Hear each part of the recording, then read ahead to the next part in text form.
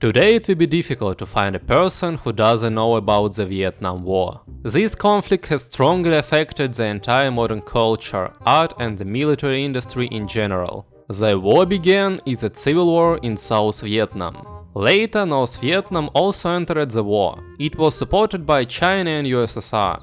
In addition, the United States and their allies joined in, fulfilling their obligation to protect their friend, South Vietnam. As events developed, the war became intertwined with the parallel civil wars in Laos and Cambodia. All of the fighting in Southeast Asia from the late 1950s to 1975 is known as the Second Indochina War. From the second half of the 19th century, Vietnam was part of the French colonial empire. In 1941, the League for the Independence of Vietnam was created on the territory of China. It was a military-political organization that initially united all the opponents of the French colonial administration. During World War II, the French administration negotiated with Japan that the Japanese will gain access to Vietnam's strategic resources while maintaining the French colonial administration.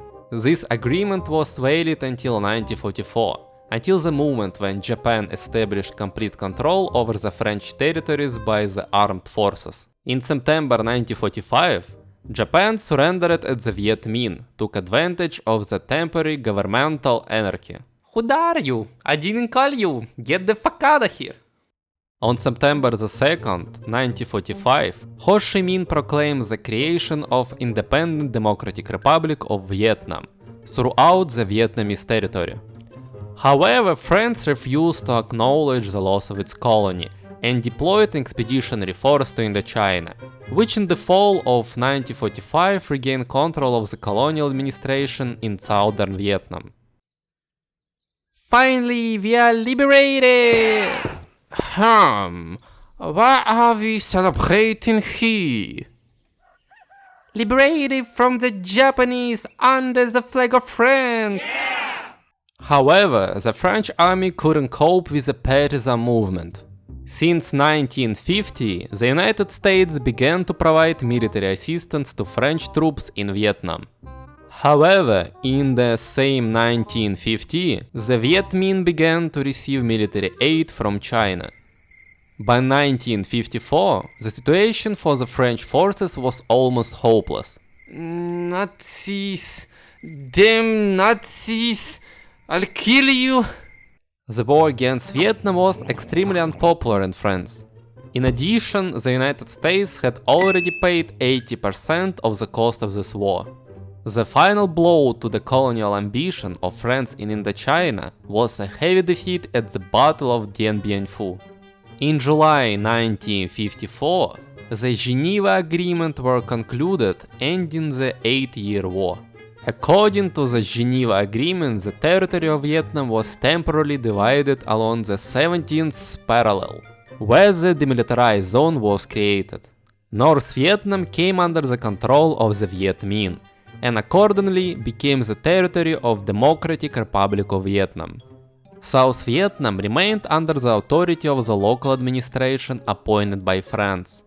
And French, even before the agreements, managed to formally grant Vietnam independence. Now you are free. I noticed. Emperor Bao Dai, loyal to the French government, ruled here. After the general free elections, it was supposed to carry out the reunification of the country. The elections were to take place no later than mid-1956. At this time, the role of the United States in the internal affairs of Vietnam began to increase. After the victory of the communists in China, the US administration viewed the events in Vietnam as part of the communist expansion in the region and began to provide military assistance to France in the ongoing war. After the Geneva Accords, the United States set out to replace France as a counterweight to the communist forces in Indochina. Hold my beer, son. The American administration relied on Ngo Dinh Diem, the Prime Minister of the state of Vietnam. On July 16, 1955, Diem announced the South Vietnam wouldn't comply with the Geneva Agreement. There will be no general election and the South Vietnam should be an anti-communist country. We are for democracy! Yeah! We are for peace and for the right to choose! Yeah! We are against the communist threat! Yeah! Against the elections! Yeah! Stop! Wait a minute. Only at the beginning of 1959, the final decision was made. The Northern Communists didn't see a peaceful way to reunite the country after the breakdown of the condition of the Geneva Agreements, and made a choice in favor of supporting the anti-Diem underground opposition. In the early years, the armed struggle of the South Vietnamese underground was a systematic terror aimed primarily at the government officials. In 1960 alone, 1,400 government officials and civilians were killed. In December 1960, all South Vietnamese groups that fought against the Diem regime united in the National Front for the Liberation of South Vietnam, widely known in Western countries as the Viet Cong. Sent to the support of North Vietnam, the guerrillas act more and more successfully. The escalating conflict became one of the hottest of the Cold War. In January 1963, in the Battle of Ap Bac, the partisans for the first time managed to defeat the government army. The situation of the Diem regime became even more precarious after the outbreak of the Buddhist crisis in May. Buddhists make up the majority of the population of Vietnam, but Diem and almost everyone around him were Catholic Christians. Buddhist unrest broke out in a number of cities in the country, and several monks committed self-immolation, which received a great response in Europe and the United States. So what are we going to do, fam? We are peaceful monks, fam. So there is only one solution. American representatives through secret channels contact the South Vietnamese generals who were preparing a coup, and on the 1st of November 1963, Ngo Diem was overthrown and the next day he was killed along with his brother. The military junta that replaced Diem turned out to be politically unstable. Over the next year and a half, there was another political coup in Saigon every few months. The South Vietnamese army became involved in a political struggle, which allowed the Viet Cong guerrillas to expand their territories. In total, by the end of 1964, more than 24,000 North Vietnamese troops had been deployed to the south. Gradually, North Vietnam began to send there not just manpower, but entire military formations. In early 1964, the first 3 regular regiments of the Vietnamese People Army arrived in the South Vietnam.